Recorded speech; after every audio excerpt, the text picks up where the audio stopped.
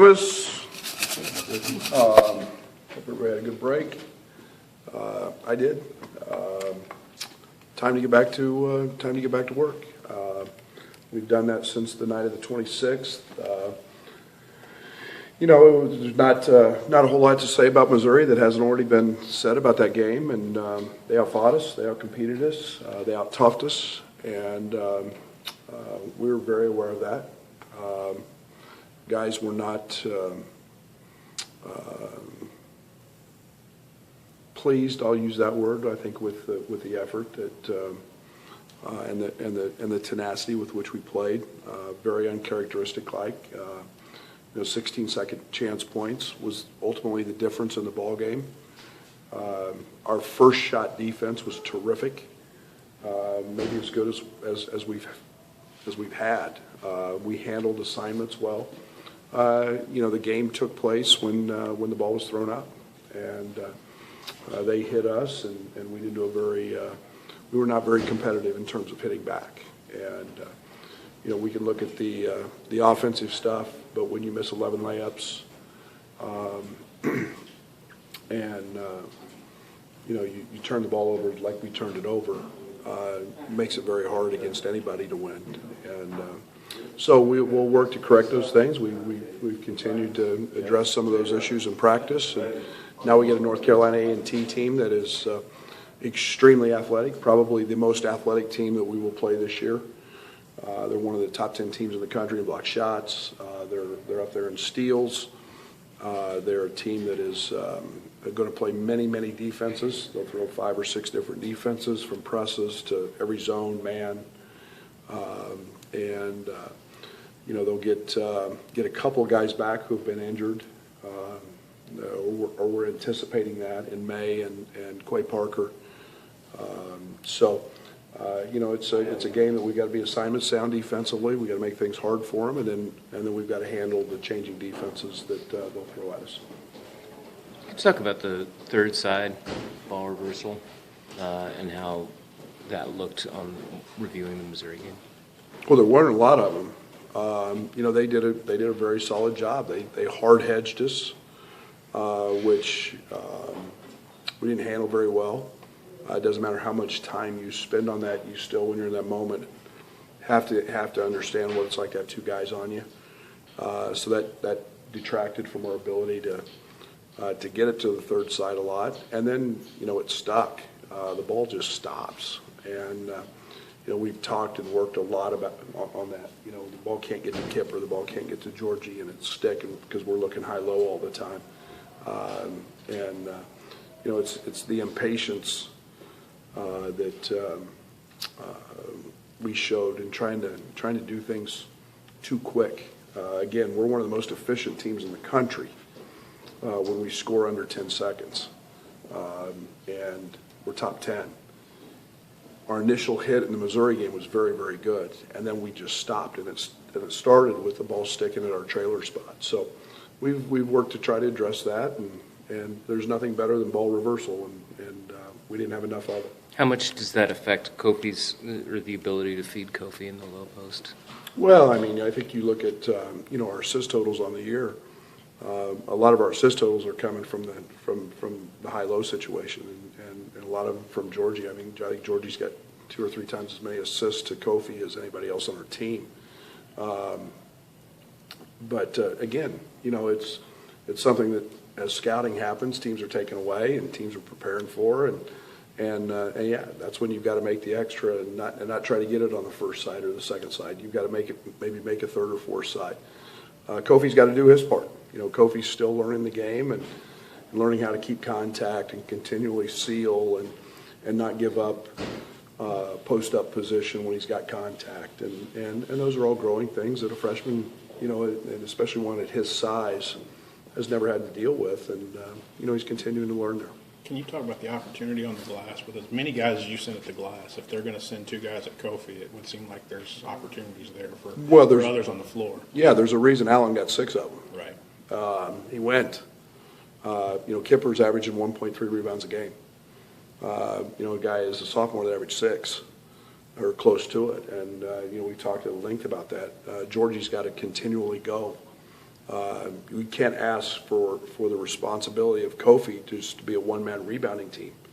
And, DeMonte's got to go. DeMonte was a guy as a freshman that was extremely active on the offensive glass, and we're trying to reignite those fires and understand that it's easy sometimes when it's 7 foot, 290 pounds to expect Kofi to get them. And I know these next 19 games, or however many they are, people are going to pay attention to Kofi, and so it means opportunities for others. Alan's someone you kind of pointed out as having a good game against Missouri. What impressions have you gotten of what he's been able to do for you this season? Well, he competes. I mean, the one thing I love about Alan is no matter what the situation, he competes. He just hoops, and he made one of the elite plays I've seen. Sprinting from a dead corner, they ended up calling it a goaltending, but he outran 3 of his teammates in the whole Missouri team, and I mean, you look at his head's at the top of the almost rim level. Alan just plays, and he does what he's supposed to do, and we tell him to offensive rebound, he offensive rebounds, and I'm excited. He's got this opportunity over the break to get 1 million jump shots in, and we know he's a great shooter, and he hasn't seen enough go in, but he's very, very capable on that end as well. So I was excited for Alan and the job he did. Talked about reigniting fires. You're playing with your hair on fire. How are you approaching you being the one that has to pull that out, or a leader to do that? No doubt. I know where that has to come from now, and you hope that there's a self-engaged locker room that's ready to hold people accountable there. And right now that's not the case. And I'm okay with that. And it makes it sometimes more challenging, but that's okay. I've done that before, and I'll do it again. And we can't have the every 3 or 4 games lapses like we had against Miami, like we had against Missouri, where it's just not competing, not playing to a level of toughness and aggressiveness that you have to be consistently good, and we're working on that. Is there anything? How do you help build a self-engaged locker room, though? What goes into just creating that in general? Yeah, it's habit, and it's a lot of. I mean, you don't make leaders. You don't. It's you've got to want to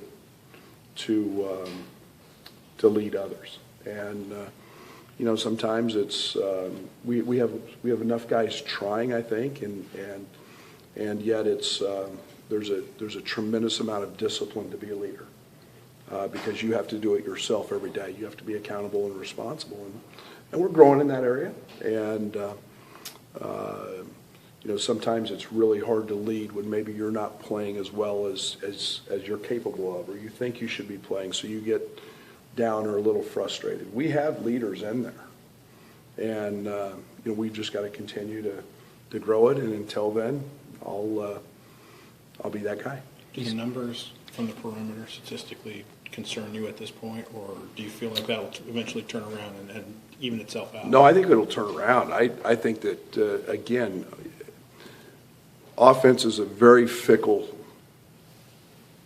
part of the game. And it's got to happen in rhythm. And I always say that you don't mess with the game of basketball. The game will always win. And when you don't treat it right and play unselfish and make the extra pass and be disciplined to do your job and set your screen, the game will always find a way to win. We'll get that figured out, because we've got really good shooters. You come in and watch our guys shoot, and we're a very, very good shooting team, but you've got to treat the game the right way, and you got to play it the right way, and we're getting there. Coming off of the Missouri game, how did you feel like your team responded in practice? That was first couple games, or this first couple practices back from. Yeah, that was I think the $1 million every sleepless night, over the break was, how guys going to handle that, and I think the break helped. I think there's, you get a little reflection when you get away, and guys came back recharged. Probably had as good a practice and we did more than just run the turkey out on the night of the 26th and got up and down, and guys were very good, and we've been very, very receptive and very, very productive the last few days. How do you fix a stagnant offense when you're not getting maybe easy points in Yeah. transition or at the free throw line? It's hard. It's hard. It's not easy. And I mean, it's a, I think the one thing that you see over the course of college basketball is the level of scouting. Teams don't let you do what you do well, and teams don't let players do what they do well. They try to exploit weakness, and you're trying to create opportunities all the time, and when guys haven't shot the ball well, the floor shrinks, and you've got to, we're at about a 70% efficiency rate in transition. Well, teams want to take you out of that, and so it's just continually working on it and growing and passing and playing unselfish, and it'll always right the ship when you do the right things. Does part of that go into still trying to build maybe chemistry on the offensive end in the half court too in that case? I don't think it's chemistry. I think it's execution and understanding and knowing and reading the game. The game's not just drop a play and run a play. The game is about reading what the defense does, and whether it's ball screens, Missouri hard hedged. Old Dominion had iced or forced everything down, and all of a sudden they go to a flat hedge. They do something different. So your reads become constantly different from game to game based on what you do. And when you combine that with the scouting piece of individual weaknesses or team weaknesses and strengths, those are things we have to adapt to and consciously make an effort to execute. And when you execute, good things happen. Where's Dre right now regarding all of that? He's been great since he's been back. He's been great. He had the worst game he's had. I think that Dre and Georgie would tell you they played as bad as they could possibly play in the Missouri game. And he's been back on the glass. He's been pushing in tempo and in transition. He's been the old Dre. When a team commits as much as Missouri did to send the bodies at Kofi, what responsibilities does he have to handle that, and also the other guys to get open and take advantage of when? Well, it's really easy. You're either, and I've told Kofi this all year. I mean, at some point when you're as big as he is, he's going to occupy more than one person. How you handle that is you're either a punching bag or you're a guy who actually wants to throw some back. And when you're 290 pounds, it's pretty nice to be able to throw back and punch back. And he's got to initiate more contact. And he's not got to be the one to just stand there and let it guard crack down on him and drive him out of bounds. He's got to be the one that when that guard cracks down, you just hit a fixture. I'm not moving. And then hit them back. And again, those are all things that he's learning. And as people send bodies to him, it's like I told guys, it's the one area you can be really selfish in basketball, and that's on the glass. And when you've got a guy that's going to occupy people like Kofi is, makes things a little bit easier. So go, do your job. You said before the Old Dominion game, I believe, that you were concerned about the start just because of where it came on the schedule and all the other things. Do you have the same concern about tomorrow night, or do you have a different feel about tomorrow night? No, I think because of the layoff. Yeah, I think there's always a little apprehension. I'd be lying if I said otherwise. I mean, you come off a Christmas break. We had a day longer Christmas break than we've had in the past, and it's no different than why every coach is apprehensive. You look at Missouri had an extra week of preparation with finals. They were out of school, and we're in finals until the last day, and the guys missing practice. Well, you always have apprehension because of those things. Same thing with Christmas break. So, but I'm excited to be back out here. And you got the majority of the Big Ten season looking you right in the face, and that's exciting stuff. Thank you. Thanks, guys. Thanks,